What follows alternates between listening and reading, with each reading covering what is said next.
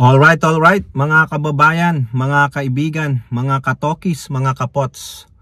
Kamusta po kayong lahat? And once again, welcome po dito sa ating mumunting channel, Simply Tokis Vlog.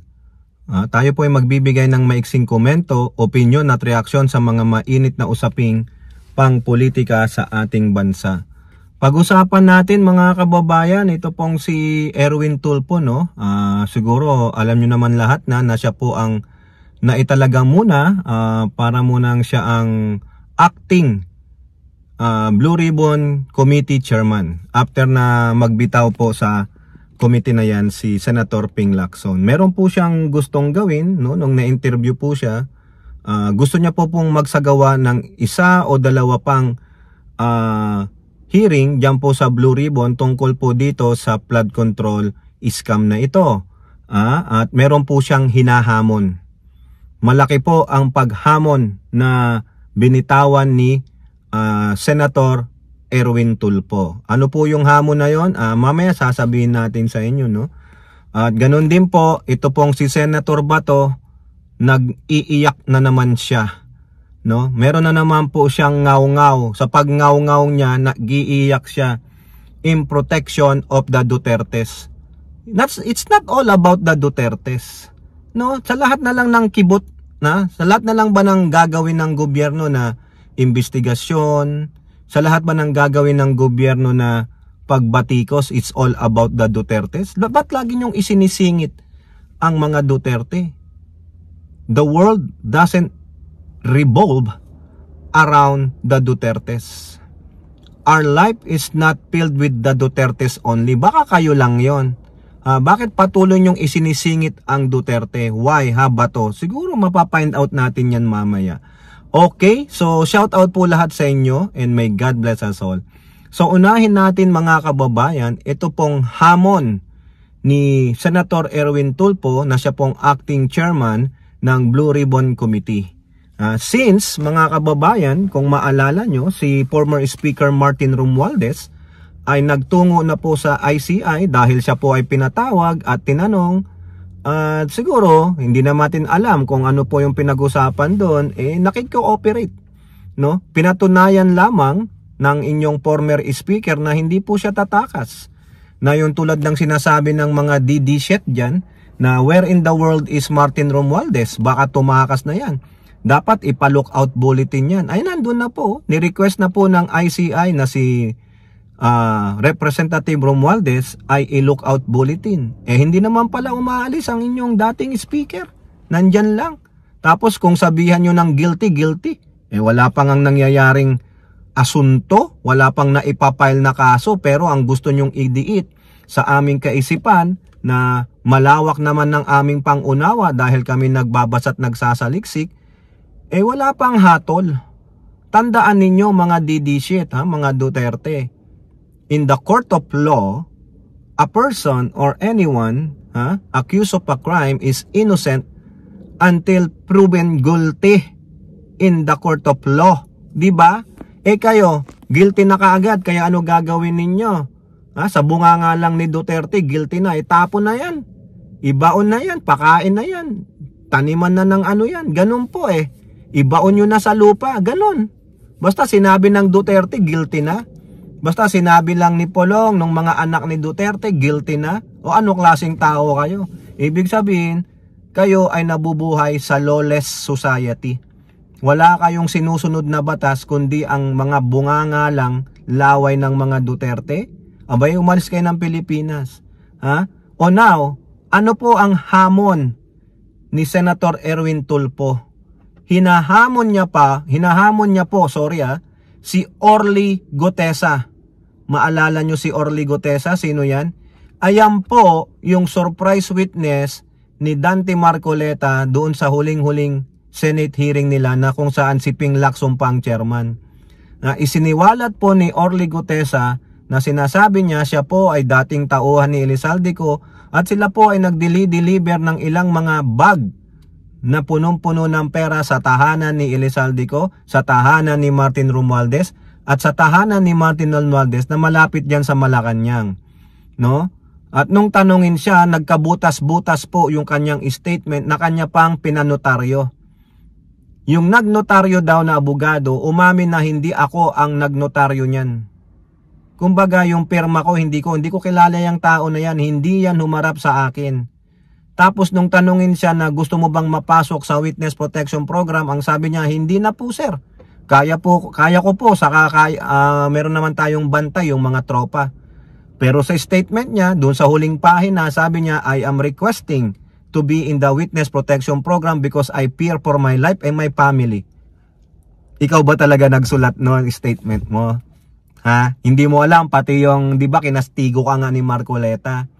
O now, yung sabi ng DOJ, pwede ka ba naming maimbestigahan para sa supplemental affidavit at patotohanan nitong sinabi mo?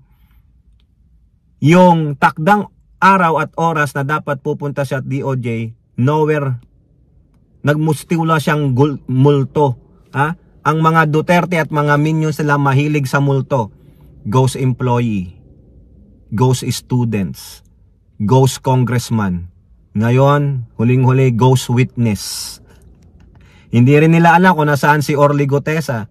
O kung hindi po nagsisinungaling, kung totoo yung sinasabi ni Orly Gutesa, dapat pumunta siya sa DOJ at bigyan niya ng supplemental yung sinasabi niya in a form of evidences na sila Martin at Elizalde ay tumanggap ng limpak-limpak na pera. Kaso nabutasan po Nasaan ka? O tapos sabi ni Martin, wala akong itatago sa inyo, kukomprontahin ko kayo. O, ang hamon po ni Erwin Tulfo, magpakita si Orly Gutesa dahil nais pong imbitahan ni Erwin Tulfo si former Speaker Martin at Elizalde sa susunod na hearing ng Blue Ribbon Committee tungkol dyan sa flood control. Magharap-harap kayo sa hearing. Malamang, siguro si Martin pupunta. Depende po kung papayagan sila ng Speaker of the House currently. Si Elizalde malabo na yan. Mako-contempt yan mga kababayan, I'm telling you. Si Orly Gutesa, sino man ang nagtatago sa'yo dahil ikaw ay pumalpak sa script ninyo. Kung totoo yung sinasabi mo, may mga ebidensya ka na si Martin Romualdez, ayan, magharap kayo. Sabi naman ni Erwin Tulfo, kung sakaling dadalo sila, magiging patas tayo dito. Oh, magiging patas. Ayan, sabi ni Erwin Tulfo. I am counting of Erwin Tulfo, knowing him, paano niya i-handle yung sa kanyang mga radio show at bilang reporter. Oh, I'm just giving him the benefit of the doubt.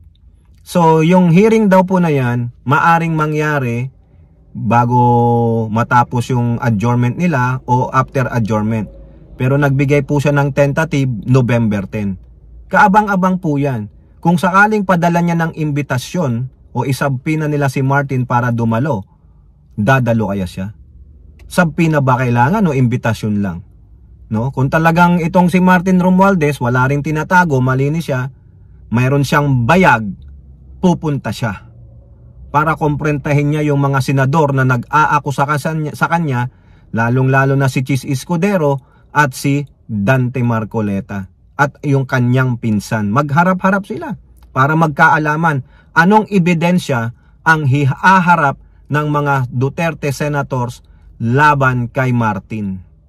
O ngayon, kung sakaling pumunta si Martin at napatunayan niya na hindi naman siya sangkot dyan sa flood control scam na yan, ano na naman ang ibabanat ng mga Duterte senators at ng mga minions nila?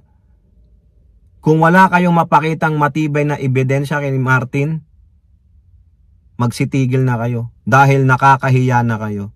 Di po ba? Tama mali. So ito po ako, mag-aabang ako dyan sa sinasabi ni ni Senator Erwin Tulfo. Abangan natin next month, medyo matagal-tagal pa yan. At meron pang pagkakataon para makapag-isip-isip si Gutesa na lumantad na. Tagal mo nang nagtatago. At ganun din, no, kung ano bang magiging pasya ni Representative Martin Romualdez kung a-attend siya dyan. Kasi malamang gigisahin siya dyan. Ilalabas lahat yung mga akusasyon sa kanya. Baka ma-surprise attack ka dyan, mablitz ka, mayari ka. Pero alam ko, kung nasa panig ka ng katotohanan, walang surprise attack, walang blitz, wala yung mga gawa-gawang akusasyon, kaya mong labanan yan. Di po ba? O now, punta naman tayo kay Bato. Ito pong si Bato, nagngangaw-ngaw yung dyan po sa balita ng ABS-CBN, no? Kalokohan daw po na kung ang investigasyon ng flood control scam ay tatakbo sa mga Duterte. Kung idadawit na naman dyan si Digong, sabi niya, kalokohan yan. Kalokohan po yan. Walang pupuntahan yung flood control na yan, kundi ang tutumbukin daw ang mga Duterte. Bakit kayo triggered na triggered pagdating may mga investigasyon? Bakit parang pinangungunahan nyo na? Ano ba kayo? Meron ba kayong mga magic 8 ball na nakikita nyo anong patutunguhan ng bagay na yan? May nakapunta na ba kayo sa can you tell the future? Lahat na lang gusto nyo i-equate sa Duterte. Hindi naman sila kabilang. Kayo na rin ang may kasalanan. Kasi you are always alluding, you are always including the Duterte. Ang i-include ninyo ay ang sarili ninyo. Why are you speaking for the Dutertes? Are you the spokesperson? Are you the authorized person to say, okay, i-include mo kami dyan? Dahil lang ba sinasabi nyong Duterte senator kayo? Halatang halata na talaga. You are only truly 1,000% a senator for the Dutertes. Yun lang po yun. You are not a senator for the people. You are not a senator for the republic. Kunwari lang senator kayo ng republika, pero hindi po ang allegiance nyo sa republika o sa konstitusyon, kundi ang allegiance ninyo ay sa mga Duterte. Why? You are always out there. Just like kayo po yung mga shield ng mga Duterte. Why? They cannot even fight for their own battles? Sa bagay, mga ano kayo kasi, mga tuta kayo, mga aso kayo. Protector kayo ng mga gumagawa at gumawa ng mga mali. Kalokohan. Sa palagay mo, natutumbok ba ang Duterte dyan? Itong mga taong ito, nagsimula ang kanilang pamamayagpag ng pagkamkam ng mga salapi ng taong bayan nung panahon ng amo mo. Hindi naman sinasabing Duterte ka agad, na panahon lang. Nagkataon lang. Umamin sila, taon ito, ganito, taong ganito. Sino namumuno doon? Si Duterte. O masama ba? Tinanong lang naman, sinong namumuno? Si Duterte. Inamin din ni Duterte. May mga ghost project sa DPWH. O yun lang, pero hindi niya inimbestigahan. O ngayon, naiimbestigahan, malamang matutumbok ito. Pero pinangungunahan ninyo. Parang binabalaan nyo yung gagawa ng investigasyon. Huwag mong dadamay ang Duterte dyan. Kung di, mananagot ka. Ganon You are preempting. You are giving a wrong signal to those investigators, to those committee chairman. Do not ever touch the Dutertes. They are untouchables. O ano pag sinabi mong untouchables? Diba yung moving Untouchables? What does that movie portrays? Mafia, sindikato, 'di ba? Puro gawaing masama. O, 'di ba? Ganun ang Duterte, untouchables. So therefore, masasamang tao talaga. Kayo na rin ang nag-justify. What kind of people are the Dutertes? They are bad people. Yun na yung gusto nyong i-magnify no? Para kayong mga yung diktador. Do not touch the Dutertes. Do not ever mention their name in that investigation. Diba? Sinisild nyo sila, dinidiktahan nyo, pinipreempt nyo, pinagbabantaan nyo na. Yung gagawa ng hearing, yung mag-iimbestiga. Mga gago kayo. Tapos sabi ba ni Bato, dapat ang totoong mahuli dyan ay mga masterminds. Yun nga ang gagawin Diba? Walang dapat sino-sino. Walang exempted. Kung talagang kaparte sila sa gawing masasama tulad ng corruption, pagpatay, so be it. Kung sila ang mastermind, so be it. Kung kasangkot ang Duterte, so be it. Why do you have to shield that? Why do you have to say that in public na kalokohan?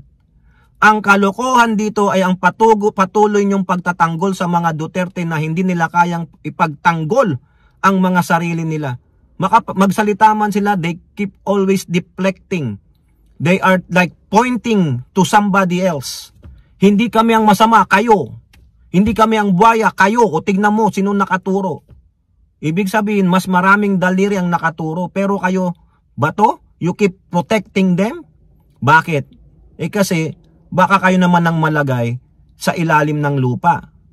Oh, bakit? Kasi may utang na loob kayo pero hindi nyo pinotektahan ng maigi ang mga Duterte kaya nagkawindang-windang. O di ba parang a deal that fall out. O yung patay. Ha? Kaya ba to, wag kami. Sobra ang pagsipsip mo. Sobra ang paghimod mo sa brown starfish ng mga Duterte kasi malaki ang utang na loob mo sa kanila. Remember, you said walang bato na PNP chief kung walang Duterte. Walang senador na bato kung walang Duterte. Lagpas langit ang utang na loob mo. So that's why you will move heaven and earth just to protect the Dutertes. Pero ikaw, baka masama ka na kay Duterte sa ICC. Oh, 'di ba? Kalokohan ba 'yon? Hindi. Ikaw ang loko-loko ba to? Okay, kayo po. Ano po ang inyong masasabi? Comment down below and don't forget to like and share. Hope to see you on next videos. Bye-bye. God bless.